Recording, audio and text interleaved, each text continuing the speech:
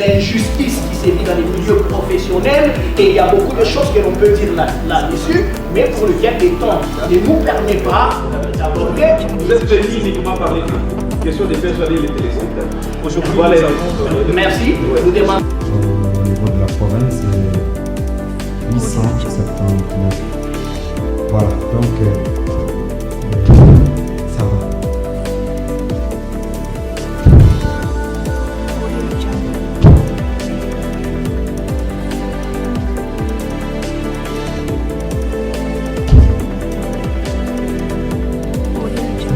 Merci beaucoup, merci beaucoup.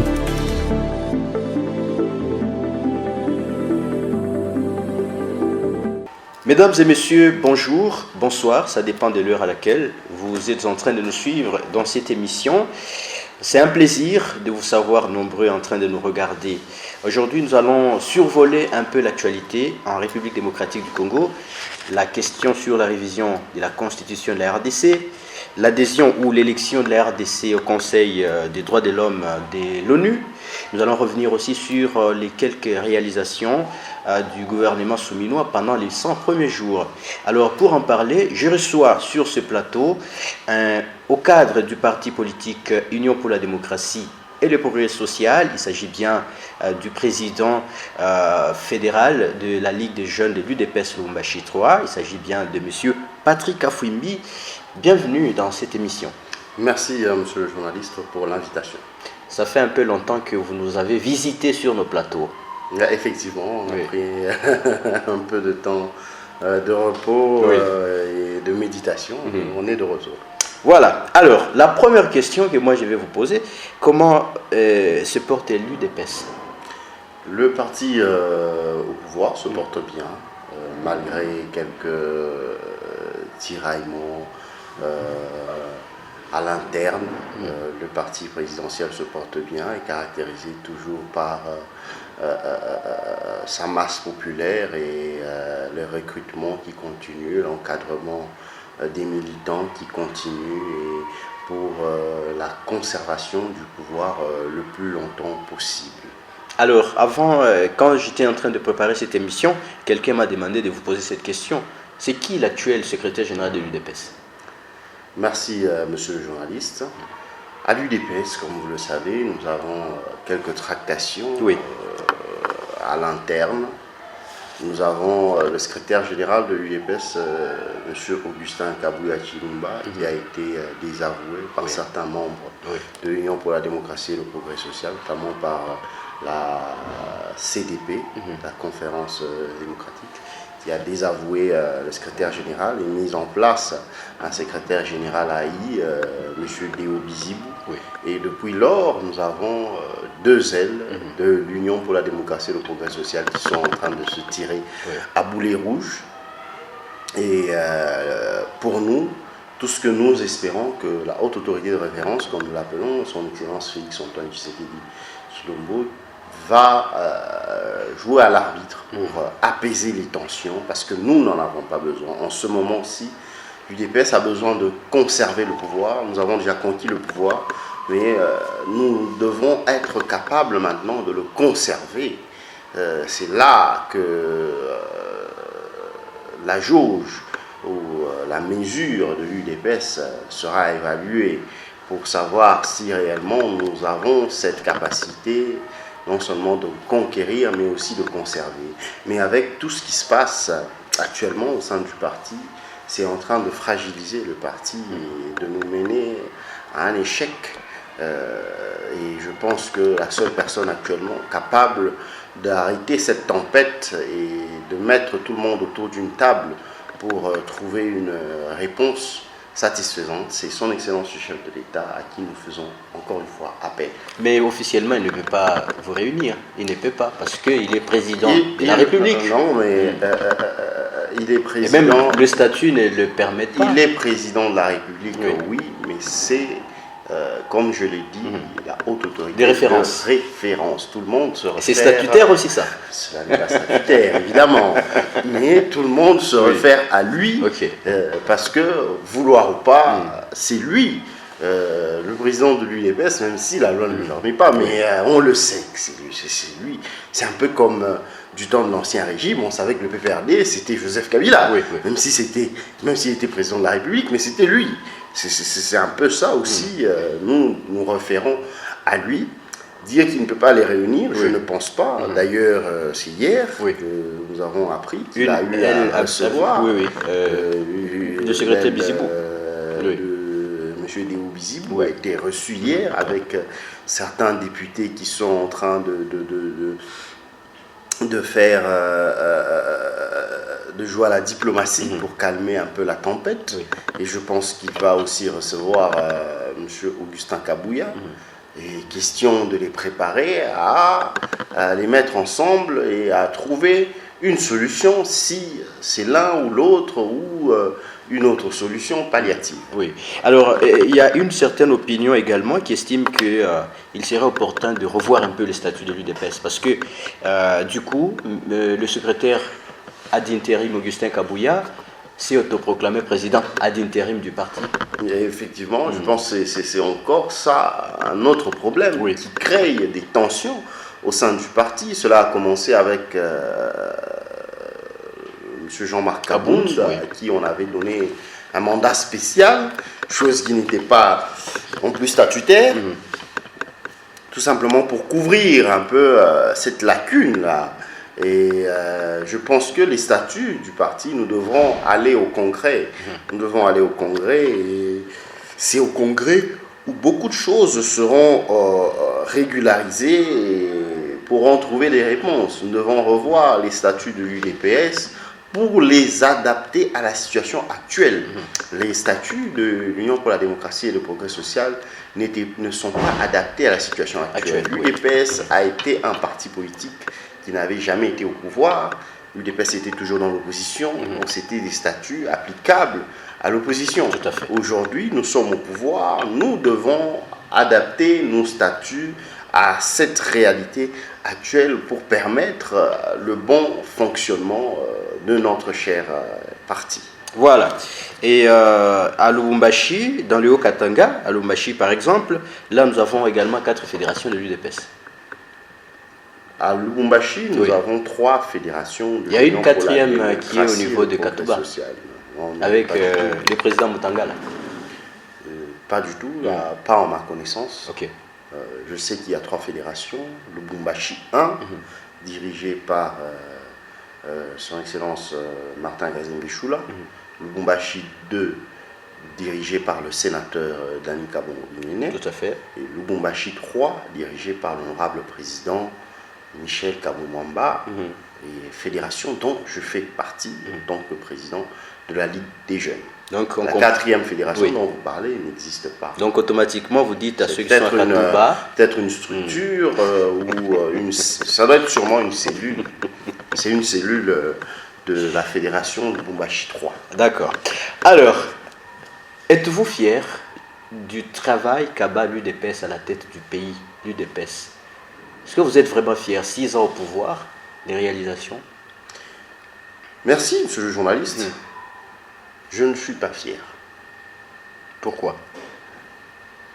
Parce que l'UDPS, bien sûr, nous faisons mieux que l'ancien régime. Ça, je le dis. Vous faites mieux que l'ancien régime? Effectivement, de loin. L'UDPS fait mieux que tous les anciens régimes, mieux que Mobutu, mieux que Joseph Kabila, mais nous pouvons encore faire mieux. Voilà pourquoi je dis que je ne suis pas fier. Nous pouvons faire plus que ça. L'UDPS a fait plus de 3 décennies dans l'opposition et l'arrivée de l'UDPS au pouvoir avec donc la population ou le peuple congolais avait jubilé. Oui, pas seulement avait jubilé, mais avant même l'arrivée de l'UDPS au pouvoir, la population congolaise espérait des changements radicaux, des changements à un niveau incommensurable. Bien sûr que ça ne pouvait pas arriver jusqu'à cela, mais nous sommes en deçà de ce que la population espérait. Nous avons encore ce mandat où nous pouvons faire mieux. Je pense que nous pouvons nous améliorer. Je ne pense pas que c'est avec l'arrivée de l'UDPS au pouvoir que l'on pouvait voir certains fils et filles de l'UDPS tomber dans ce que nous avions l'habitude de critiquer, des détournements, mégestion. Nous avons vu certains projets, notamment le projet de 100 jours, le projet Tilé-Gilou, où il y a eu des détournements faramineux. Ils ont trahi le chef de l'État. Mais évidemment, certains fils, certaines filles de l'UDPS ont trahi non seulement le chef de l'État, mais la mémoire du 5 de l'Humanité, qui ne pouvait pas s'imaginer.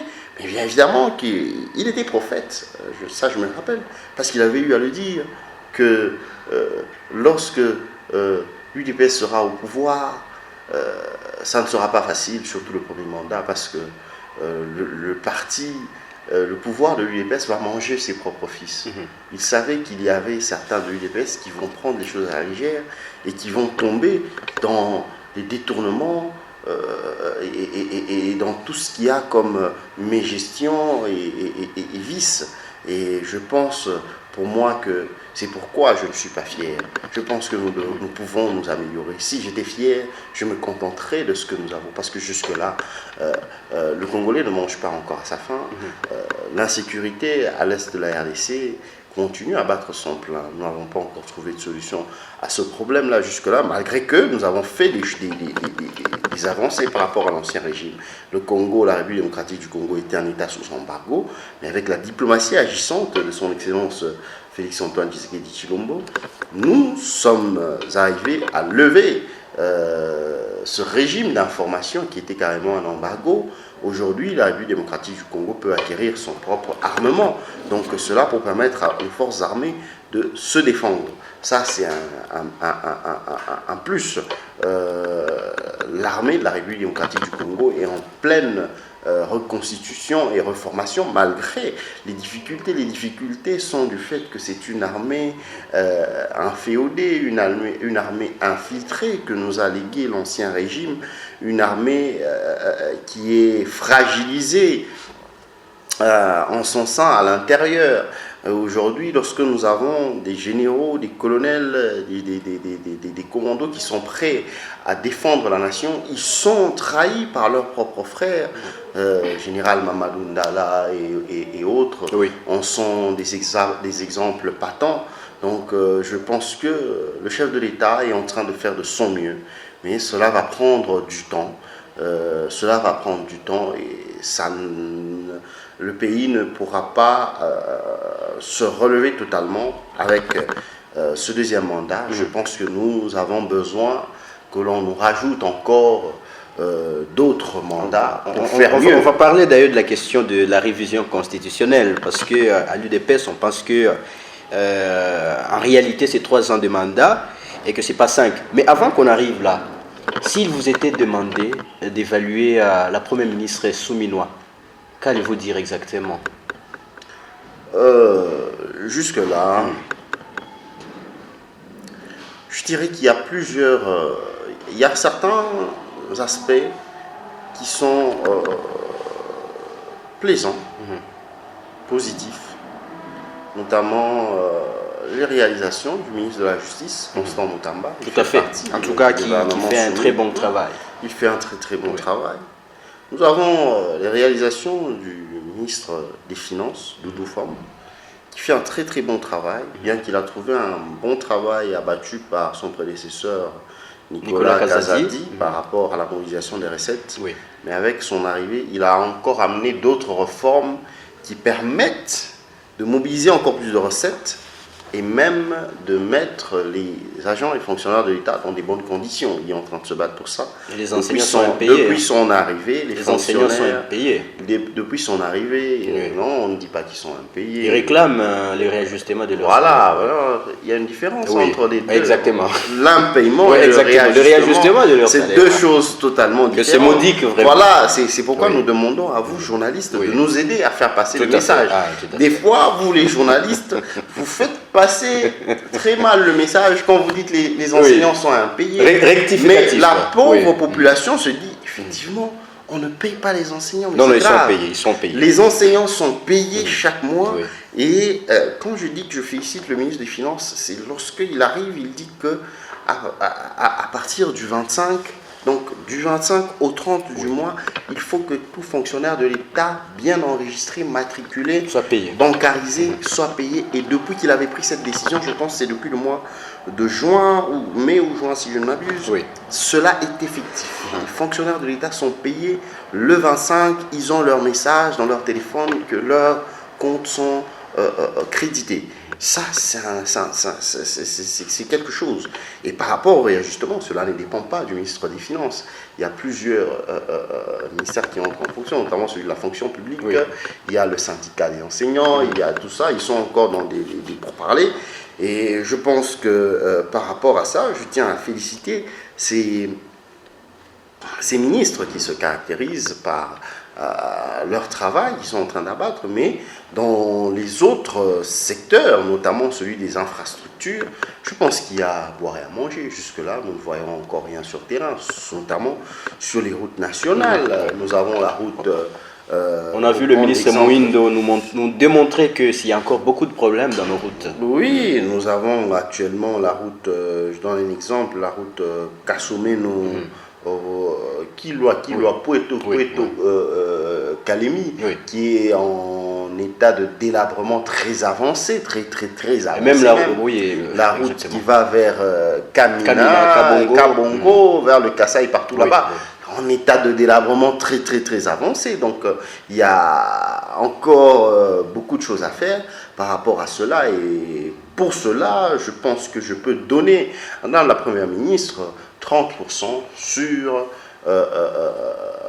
30 sur 100 donc, par rapport à son évaluation. Donc jusque-là, elle n'a pas encore réussi. Nous attendons encore des signaux comme nous en avons vu avec le Premier ministre sortant, Jean-Michel Samaloukonde, qui a prouvé quand même qu'il y avait de la volonté. Nous avons le projet de 145 territoires qui nous a laissé, qui a beaucoup de réalisations. Je pense que le ministre de l'Information, son Excellence Patrick Mouillaya, devrait mettre en place un mécanisme où il devrait appeler les journalistes que vous êtes à plus communiquer, disponibiliser les moyens, parce que vous avez aussi besoin des moyens. Tout à fait. Disponibiliser les moyens pour faire descendre les journalistes, par exemple. On n'a pas besoin des journalistes qui viennent de Kinshasa pour couvrir le projet de 145 territoires dans le territoire de Kambove, dans le territoire de Kasenga, de Puerto. Non, nous avons des journalistes ici sur place, à Lubumbashi, à Likasi, à Kambove même, à Puerto là-bas. Nous avons des journalistes qui peuvent se mettre ensemble et vous disponibiliser des véhicules et une mission pour faire un contrôle. Ils font un bon documentaire avec les réalisations. Moi, je peux vous assurer que moi, j'ai été témoin. J'ai vu des écoles dans des villages, même dans mon propre village, des choses qui n'ont jamais existé depuis l'époque de la colonisation. Malheureusement, qui ne sont pas montrés à la population pour voir que le bilan est positif du président. Construits dans les normes par le BSECO. Oui, BSECO. C'est une agence aussi. Le PNUD, qui sont en train de faire un très bon travail actuellement. Et nous avons besoin que les journalistes aillent couvrir tout cela. Si Dieu nous en donne les moyens, nous pensons que nous serons capables de prendre des journalistes ici sur place pour faire la ronde et faire un documentaire avec les images à l'appui pour montrer la réalité du projet des 145 territoires. Voilà, mesdames et messieurs, vous êtes en train de suivre cette émission. Je reçois sur ce plateau M. Patrick Afouimbi.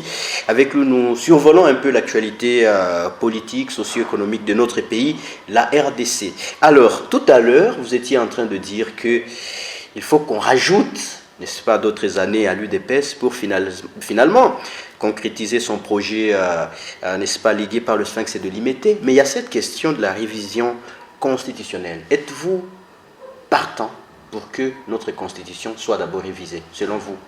Est-ce qu'il y a une opportunité actuellement de le faire? Je ne pense pas qu'on ait besoin d'opportunités pour penser à la révision constitutionnelle. L'Union pour la démocratie et le progrès social a toujours dit que lorsque nous serions au pouvoir, nous allons nous atteler à réviser cette constitution. Ça, c'est un testament du Sphinx. Évidemment, évidemment. Oui. Et nous devons réaliser cela, même dans sa tombe, là, il attend, il se dit, mes enfants, là, mais qu'est-ce qu'ils attendent pour réaliser ce souhait-là, réviser cette constitution des belligérants? Nous n'avons pas participé au référendum constitutionnel qui avait été organisé à l'époque, parce que nous n'étions pas d'accord avec ce qui était couché au sein de cette constitution des belligérants. C'est une constitution qui nous a été imposée, notamment par des gens comme Louis Michel et autres qui se sont mis là-bas à réfléchir sur une constitution qui était écrite en majorité par des non-congolais. Et je pense que pour nous, cela est une occasion. Nous ne devons pas attendre que d'autres personnes prennent le pouvoir pour que nous puissions dire, mais révisez-nous cette constitution. Nous devons le faire pendant que l'UDPS est au pouvoir. Nous ne devons pas attendre après pour demander à d'autres personnes de réviser cette constitution, bien que nous n'allons pas laisser le pouvoir maintenant là. Mais je pense qu'il est... Vous êtes sûr de le conserver? Évidemment, nous sommes en train de nous battre pour ça, avec toutes ces guerres qui doivent prendre fin. Nous luttons pour que l'UDPS puisse conserver le pouvoir. Je pense que la Constitution doit être révisée parce qu'il y a beaucoup de problèmes au sein de notre Constitution qui doivent trouver des réponses et qui doivent permettre à ce que notre pays soit sécurisé, à ce que la souveraineté de notre pays ne soit pas violée. Alors, quelles sont les dispositions qui vous gênent? Est-ce que c'est réviser l'article sur le mandat du président? Est-ce que ce n'est pas ça la réalité que vous voulez? Permettre au président Tshisekedi de revenir au pouvoir pour un 3e mandat? Est-ce que ce n'est pas ça le non-dit que vous cachez à l'UDPS? Monsieur le journaliste, j'aimerais ici vous préciser que l'UDPS est respectueux des textes légaux. Nous avons lutté pendant plus de 3 décennies pour que les textes de la République démocratique du Congo soient respectés, pour que la mégestion prenne fin, pour que la guerre prenne fin, pour que le Congolais puisse manger à sa faim, pour que le Congolais soit sécurisé et pour que la souveraineté de la République démocratique du Congo soit une réalité. Nous avons lutté pour ça et je ne pense pas que c'est avec l'arrivée de l'UDPS au pouvoir que nous allons nous atteler à violer les dispositions constitutionnelles de notre pays. Nous n'avons aucune intention de violer la Constitution en voulant que son Excellence, le chef de l'État, Félix-Antoine Tshisekedi Tshilombo, puisse s'éterniser au pouvoir. Et d'ailleurs, je ne pense pas que dans ce monde, il y a un homme providentiel. Non, il n'est pas le seul à l'UDPS. À l'UDPS aussi, nous avons plusieurs têtes. Après son Excellence Félix-Antoine Tshisekedi Tshilombo, il y aura d'autres personnes, parce qu'avant lui, il y avait d'autres personnes. Il n'est même pas fondateur. Il y a eu des fondateurs de l'UDPS qui ne sont plus là aujourd'hui. Et lui est là. Et après lui, il y aura d'autres personnes qui vont gérer ce parti et qui vont pérenniser le combat du Sphinx de l'unité. L'UDPS n'a aucune intention de violer la Constitution, l'UDPS, évidemment, a l'intention de se pérenniser au pouvoir, mais pas de pérenniser une seule personne au pouvoir. Ça, nous n'en avons pas l'intention. Mais par contre, l'UDPS a l'intention de modifier cette constitution parce qu'il y a certains points qui ont été inscrits dans notre constitution et qui fâchent. Notamment le fait d'être prêt à céder l'intégrité territoriale de notre pays en cas de conflit avec un pays voisin pour l'unité africaine et pour la cohésion africaine, que la République démocratique du Congo soit prête à céder une partie de son territoire. Non, mais je ne pense pas que si l'Union pour la démocratie et le progrès social avait été associée à la rédaction de cette constitution, elle pouvait laisser passer un tel article où nous sommes prêts à vendre ou à perdre notre terre. C'est comme ça que nous avons aujourd'hui des petits pays comme le Rwanda qui sont disposés à graisser indéfiniment notre pays. Et nous avons même suivi quelque part, si je ne m'abuse, Kagame dire que le Rwanda, une partie de l'Est de la République démocratique du Congo devrait aller au Rwanda. Nous avons eu même un président français, je ne sais plus, Nicolas Sarkozy qui avait déclaré que le Congo est trop grand et qu'il fallait partager une partie de son territoire avec les voisins, notamment avec le Rwanda. Mais c'est grave ce genre de déclaration. Lorsque vous voyez Félix Tshisekedi demander à la France de partager une partie de son territoire avec la Belgique. Non mais ça n'a aucun sens. Mais c'est ce qu'on est en train de demander à la République démocratique du Congo. Et le pire dans tout ça, c'est que cela est couché dans la constitution de la République démocratique du Congo. Et ce sont des choses inacceptables. S'il y a des gens qui pensent qu'il n'y a pas opportunité de modifier la constitution par rapport à cela, je pense que c'est tout à fait grave. Si nous devons continuer à fonctionner en tant qu'État, en tant que nation, avec des textes légaux pareils, je pense que cela fâche. Et cela est une haute trahison pour notre pays. Alors, Monsieur Patrick, comment allez-vous arriver à faire accepter ces démarches à la population? Est-ce que vous allez partir par un référendum pour demander à la population, oui ou non, la constitution que vous allez nous proposer? Bon, je pense qu'à l'époque, l'UDPS avait refusé d'aller au référendum constitutionnel. Oui. Mais cela n'avait pas empêché le pouvoir en place d'organiser ce référendum parce qu'il Vous voulez faire la même chose il ne revenait pas à l'UDPS de décider qu'il n'y aura pas révision constitutionnelle. Oui. Il revenait au peuple congolais de se décider par oui ou par non si le référendum constitutionnel devait passer. Et le peuple s'était prononcé en son temps, même si nous nous étions abstenus. Tout à fait. Donc je ne pense pas que si aujourd'hui l'opposition est contre la révision constitutionnelle, cela fait office de loi. Non, pas du tout. Il y a des mécanismes à suivre. Et la première personne désignée à l'origine de la révision constitutionnelle, c'est le président de la République.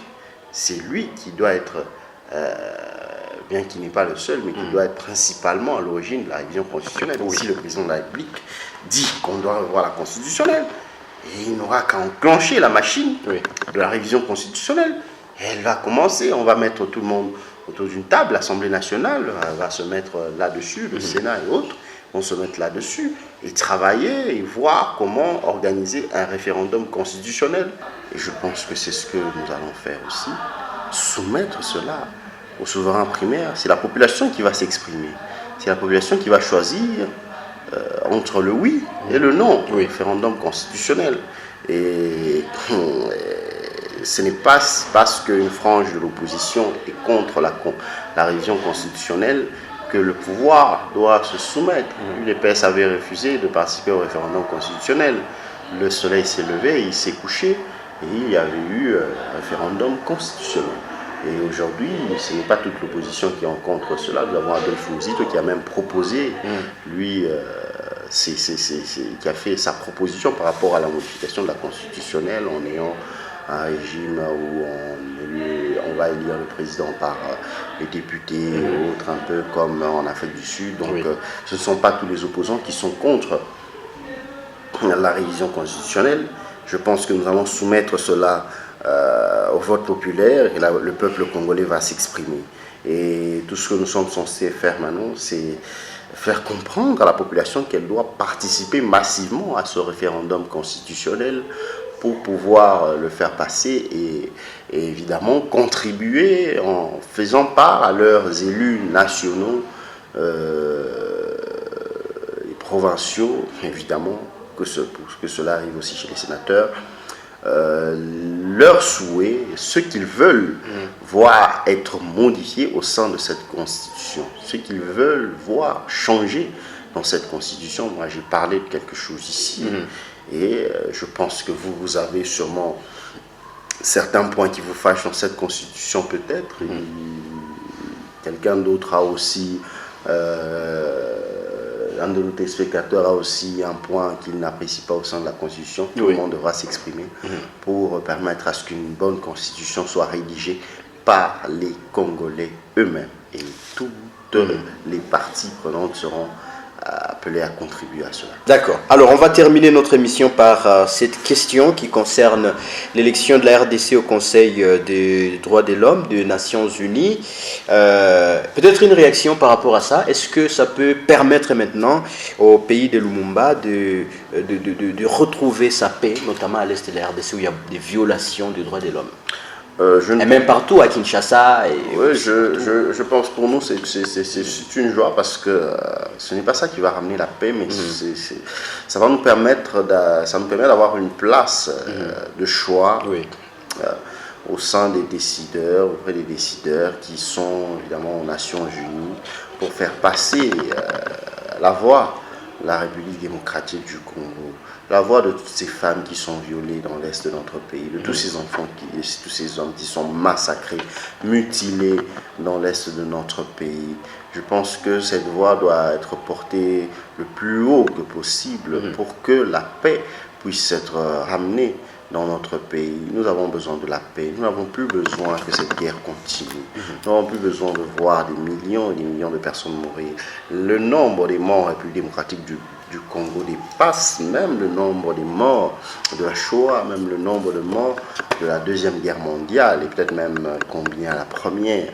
Nous avons des millions et des millions de morts dans notre pays, mais personne n'en parle, on n'en parle pas. On nous ignore même, Macron nous a ignoré. Évidemment, c'était grave. L'OIF. On nous parle de la guerre en Ukraine. Elle a fait combien de morts, cette guerre dont on ne cesse de nous parler chaque jour? On nous parle de la guerre au Liban actuellement. On nous parle de la guerre en Israël. Et ça fait combien de morts, ça? On pense que l'être humain congolais vaut moins qu'un Israélien, qu'un Libanais, qu'un Ukrainien. Non, nous sommes tous humains. Donc je pense que cette place-là devra nous permettre de porter plus haut notre voix pour que le monde entier puisse s'impliquer et que ces minéraux du sang puissent cesser. Voilà.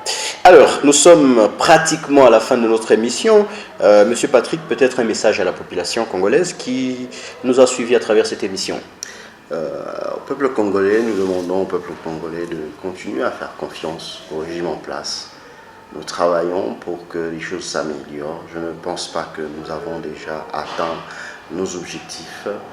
Comme je l'ai dit, je ne suis pas fier actuellement de nos réalisations, mais je pense que nous pouvons encore faire mieux, bien que nous faisons mieux que l'ancien régime. Nous pouvons faire mieux que ce que nous faisons actuellement et nous demandons à nos gouvernants, à nos dirigeants de s'impliquer pour que les choses s'améliorent dans notre pays. Et nous demandons à toute la population louchoise, okatangaise, katangaises, congolaises, de pouvoir bien s'impliquer dans ce projet de la révision constitutionnelle. Nous devons revoir cette constitution des belligérants et permettre à ce que nous puissions avoir une constitution adaptée aux réalités actuelles de notre pays. Merci beaucoup, Monsieur Patrick, d'avoir répondu à nos questions. C'est moi qui vous remercie pour l'invitation, Monsieur le journaliste. Merci également à vous tous qui nous avez suivis dans cette émission. Vous allez nous retrouver dans un autre numéro. Bye bye et à la prochaine. L'injustice qui sévit dans les milieux professionnels et il y a beaucoup de choses que l'on peut dire là-dessus, mais pour lequel le temps ne nous permet pas d'aborder. Vous êtes venu uniquement parler de question de persuader les téléspectateurs. Aujourd'hui, nous avons... Merci. Nous demandons... Au niveau de la province, c'est 879. Voilà, donc